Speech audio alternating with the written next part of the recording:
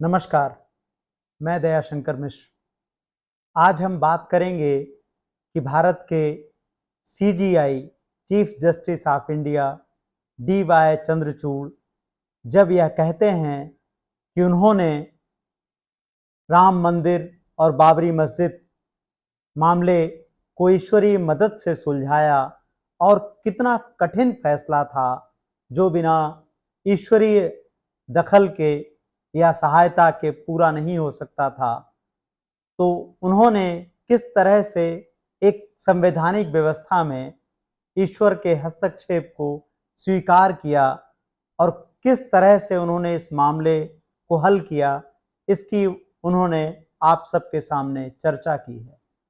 हमारा निवेदन है सीजीआई से कि वह 2 बार ईश्वरीय दखल का निवेदन और कर लें।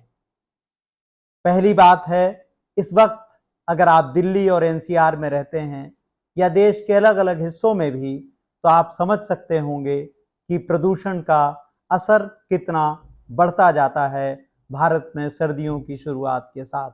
खास तौर पर अगर आप पंजाब, हरियाणा, दिल्ली, उत्तर प्रदेश के अलग अलग शहरों में रहते हैं, दिल्ली एनसीआर का हिस्सा हैं।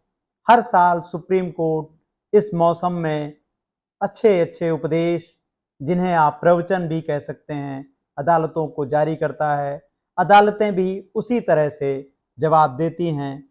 इन सब को देखकर हम लोगों को सहज ही जसपाल भट्टी साहब की याद आ जाती है। आपने देखा होगा जसपाल भट्टी अपने कार्यक्रमों में किस तरह की टिप्पणियां किया करते थे सरकार पर, व्यवस्था पर और अदालतों पर। उन टिप्पणियों में सबसे महत्वपूर्ण बात होती थी कि सरकार की बैठकों में केवल यही बात तय होती है कि अगली बैठक कब है। वायु प्रदूषण लगातार गंभीर रूप लेता जा रहा है।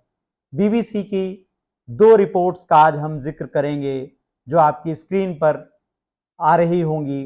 पहली खबर बताती है कि प्रदूषण से 2019 की यह खबर है कि लगभग 17 लाख लोगों की मौत वायु प्रदूषण से हुई। बीबीसी की दूसरी रिपोर्ट 2022 की है जो बताती है कि दिल्ली एनसीआर में वायु प्रदूषण के कारण जीवन 10 साल कम हो रहा है। तो क्या यह तथ्य और ऐसी तमाम रिपोर्ट सार्वजनिक रूप से मौजूद हैं जो बताती हैं कि दिल्ली एनसीआर के लोगों का, और दिल्ली एनसीआर और देश के कुछ प्रमुख शहरों को जिसमें आप शामिल कर लें, भारत के ज्यादातर बड़े शहर प्रदूषित हैं, जिनमें कानपुर, बनारस, पटना, तमाम बड़े शहर शामिल हैं। लेकिन प्रदूषण जैसे भारतीय जनता के लिए ना तो खुद कोई विषय है और ना हमारी सरकारों के लिए, अदालतों के लिए इनमें कोई गंभीरता नजर आती है। हाँ, अच्छी अच्छी बातें नजर आती हैं। आप देखते हैं कि किस तरह से अच्छे अच्छे उपदेश तो सरकार से लेकर और अदालतें तक जारी करते रहते हैं। तो आपने देखा कि प्रदूषण की स्थिति कितनी गंभीर है। आपकी स्क्रीन पर पिछले कुछ दिनों की खबरें भी आ रही होंगी और आप इनको देखकर अंदाजा लगा सकते हैं कि दिल्ली इस वक्त गैस चैम्बर में तब्दील हो रही है। पिछले 24 घंटों में 11 शहरों पर AQI 500 से अधिक था, जो सामान्य से कई गुना ज्यादा है। तो हमारा पहला निवेदन है कि आखिर क्यों सीजीआई ईश्वर से इसके बारे में पूछते, और ईश्वरी की दखल, चूंकि ईश्वर तक उनकी सीधी पहुंच है और ईश्वर की मदद से उन्होंने इतना जटिल विषय हल किया, तो क्यों नहीं ईश्वर की मदद लेते हैं और प्रदूषण से हम सबको मुक्ति दिला देते हैं। तो पहली बात तो हुई कि सीजीआई को यह काम करना चाहिए। आगे बढ़ने से पहले दूसरा निवेदन, और दूसरा निवेदन है उमर खालिद के मामले में। उमर खालिद और दूसरे नौजवान साथी जो नागरिकता कानून के विरोध में थे या अलग अलग तरह से सरकार की नीतियों का प्रतिवाद कर रहे थे, लंबे समय से जेल में हैं। उमर खालिद के बारे में द वायर की वरिष्ठ संपादक और पत्रकार आरफा खानम ने ट्वीट करते हुए लिखा है, जज साहब अगर एक बार उमर खालिद के बारे में भी भगवान से बात कर लेते तो अच्छा रहता। जज साहब अगर भगवान को बता देते कि उमर 4 साल से बिना ट्रायल के ही जेल में सड़ रहा है तो भगवान कुछ तो कहते, बेल ना भी मिलती ट्रायल तो मिलता। आपको याद दिला देना जरूरी है कि उमर बिना ट्रायल के 4 साल से जेल में है। ओम थानवी देश के बड़े पत्रकारों में गिने जाते हैं। वह लंबे समय तक जनसत्ता के संपादक रहे और सोशल मीडिया पर उनकी टिप्पणी ने भी लोगों का ध्यान खींचा। उन्होंने एक्स पर लिखा, सोचिए अगर सीजीआई मुस्लिम होते और उन्होंने अयोध्या बाबरी मामले में अल्लाह से मार्गदर्शन लिया होता तो। यह दोनों बातें आपको यह सोचने पर मजबूर करती हैं कि सीजीआई किस तरह की बातें कर रहे हैं। क्या भारत के प्रमुख न्यायाधीश को यह टिप्पणियां शोभा देती हैं, उनकी गरिमा के अनुकूल हैं? हमने बचपन में पंच परमेश्वर एक कहानी पढ़ी थी जो प्रेमचंद की विख्यात कहानी है। अगर आपको वक्त मिले तो पढ़िएगा, इंटरनेट पर आसानी से उपलब्ध है, जिसमें बताया गया कि पंच यानी जिसको फैसला करना है वह कितना प्रमुख व्यक्ति है। पंच परमेश्वर कहानी का नाम है, तो उसमें ईश्वरीय मदद की बात नहीं है। उसका पंच का दर्जा ही परमेश्वर का है और जब वह उस गद्दी पर बैठता है तो वह लोभ, किसी भी डर, भय, मित्रता, इनमें से किसी का वह लिहाज नहीं करता। इसीलिए पंच परमेश्वर एक कालजयी कहानी है। लेकिन हम देखते हैं कि किस तरह से उमर खालिद 4 साल से जेल में सड़ रहे हैं और उनके दूसरे साथी भी जेल में सड़ रहे हैं, लेकिन उन पर जैसे सुप्रीम कोर्ट ने अपनी आंखें मूंद रखी हैं। आपको याद होगा किस तरह से प्रमुख शिक्षा शास्त्री प्रोफेसर साई बाबा 10 साल तक जेल में कैद रहे, वह भी जेल की अंडा सेल में, जिसमें कुख्यात अपराधियों को रखा जाता है। तो आप जरा सोच कर देखिएगा कि सुप्रीम कोर्ट किस तरह से अपने दायित्वों को निभा रहा था। आगे बढ़ते हैं। तो यह 2 बातें हैं जिन पर सीजीआई को ध्यान देना चाहिए। आपको याद होगा कुछ दिनों पहले की ही बात है, सीजीआई चंद्रचूड़ के घर प्रधानमंत्री पहुंच जाते हैं और प्रधानमंत्री उनके यहाँ गणेश पूजा में हिस्सा लेते हैं। यह एक अप्रत्याशित घटनाक्रम था। भारत में इस तरह का प्रोटोकॉल नहीं है कि सीजीआई के घर पर प्रधानमंत्री जाएं, और जब प्रधानमंत्री वहां पहुंचते हैं तो जैसे कैमरे पहले से ही अलर्ट थे और इस बात के लिए बिल्कुल तैयार थे। उनको पता था कि तय समय पर प्रधानमंत्री आने वाले हैं। बताया जाता है कि 3 से 4 कैमरे वहां मौजूद थे और उन्होंने अलग अलग कोणों से तस्वीरें ली और उनमें प्रधानमंत्री का अभिवादन करते हुए भारत के प्रमुख न्यायाधीश को देखा गया। इस तरह का व्यवहार प्रधानमंत्री नरेंद्र मोदी को की लोकप्रियता में सारे नए नए आयाम देने के लिए जैसे किया गया हो, क्योंकि हमने देखा था कि प्रधानमंत्री किस तरह से अपनी पार्टी में ही मिल रही चुनौतियों से कुछ प्रभावित दिख रहे थे। यह देश सांप्रदायिक राजनीति की चक्की में अपने ही नेताओं में पिसता हुआ नजर आ रहा है। उत्तर प्रदेश में नेम प्लेट का विवाद नागरिकों के लिए जीवन और स्वतंत्रता के अधिकार पर सबसे बड़ा प्रहार है, जहां हर किसी दुकानदार को यह बताना पड़ रहा है कि उसकी जाति, धर्म, मजहब क्या है और उसके बाद ही वह सामान की बिक्री कर सकता है। इसके पहले हमने देखा कि उत्तर प्रदेश में किस तरह से वर्षों तक बुलडोजर दौड़ता रहा और सुप्रीम कोर्ट तक उसकी आवाज पहुंचने में कितना वक्त लग गया। तो ऐसा आलोचकों का मानना है कि सीजीआई अपने पार्टी में उत्तर प्रदेश के मुख्यमंत्री से मिल रही चुनौती को अगले उन पर बढ़त बनाने की कोशिश में उन्होंने वो कुछ ऐसा करना चाहते थे जिससे हिंदू हृदय सम्राट की छवि को और बढ़ावा मिले और लोगों को यह मैसेज जाए कि उनका दर्जा तो सीजीआई से भी ऊपर है, ऐसा लोगों का मानना है। और सार्वजनिक रूप में हम देखते हैं कि किस तरह से प्रधानमंत्री मोदी की छवि को हिंदू हृदय सम्राट में बदलने की कोशिश की जा रही है। उसके थोड़ा और पीछे जाएं तो अपनी स्क्रीन पर यह फोटो देखिए। यह 5 अप्रैल 2023 के इंडिया टुडे कॉन्क्लेव का है। इसमें आपको किस तरह से सीजीआई प्रधानमंत्री के पीछे नजर आ रहे हैं। तो प्रधानमंत्री मोदी अपनी मीडिया से मित्रता के लिए जाने जाते हैं, लेकिन भारत में सीजीआई का इस तरह से कॉन्क्लेव में और उन कंपनियों के कॉन्क्लेव में हिस्सा लेना जिन पर नफरत के इल्जाम हैं, जिनको दंडित किया गया है झूठी खबरों के लिए, उन एंकरों और उन मालिकों, उन मीडिया संस्थानों के साथ समय बिताना अपने आप में उन पर संदेह खड़े करता है, उनकी निष्ठा पर सवाल खड़े करता है।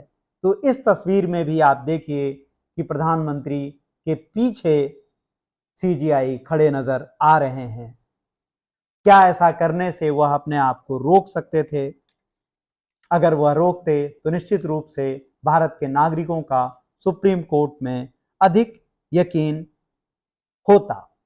सीजीआई की एक टिप्पणी और जिसने भारत के नागरिकों को चिंता में डालने का काम किया, उन्होंने कहा कि सुप्रीम कोर्ट लोगों की अदालत है, लेकिन वह विपक्ष की तरह काम नहीं कर सकता। तो हमारा सवाल यहां पर यह है कि क्या सुप्रीम कोर्ट सत्ता पक्ष की तरह काम कर सकता है? भारतीय लोकतंत्र में विपक्ष की भूमिका बहुत विस्तृत है। विपक्ष में वह लेखक भी आते हैं, पत्रकार भी आते हैं, मीडिया भी आता है और अदालत भी आती है, जिनका काम संवैधानिक अधिकारों का संरक्षण करना है और सरकार को अताताई होने से बचाना है। अब बात उमर खालिद की ओर हम आगे बढ़ते हैं। न्यूयॉर्क टाइम्स ने एक पूरा पेज उमर खालिद पर प्रकाशित किया है, जो आपकी स्क्रीन पर आ रहा है। इसके शीर्षक पर ध्यान दीजिएगा। इसके शीर्षक में लिखा गया है, बिना सुनवाई के 4 साल से जेल में, मोदी के भारत में असहमति की कीमत। आप देखें कि अलग अलग तस्वीरों के माध्यम से एक विस्तृत रिपोर्ट उमर खालिद पर है। भारत सरकार के एक नौजवान स्कॉलर के साथ व्यवहार पर है। आज तक भारत में किसी अखबार ने उमर खालिद पर इस तरह से रिपोर्ट नहीं की है। जब आपका यह पत्रकार इस मीडिया यानी भारतीय मीडिया के निधन होने की बात कहता है तो लोगों को बहुत बुरा लगता है।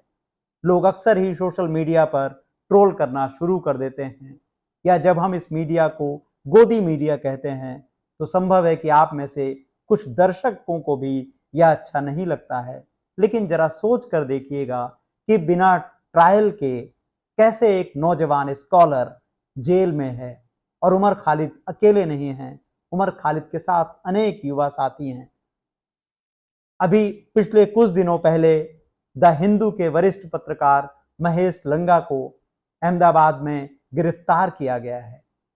पहले उनका कारण बताया गया कि जीएसटी संबंधी कुछ शिकायतों के कारण उनको गिरफ्तार किया गया है। बाद में पुलिस ने कुछ नए आरोप उसमें जोड़े हैं और बताया गया है कि उनके पास से कुछ दस्तावेज मिले हैं। अगर पत्रकार के पास दस्तावेज नहीं होंगे तो दस्तावेज किसके पास होंगे? अगर पत्रकार एक रिपोर्ट करेगा तो दस्तावेजों के आधार पर ही तो करेगा। तो आप देखें कि किस तरह से उमर खालिद जेल में हैं।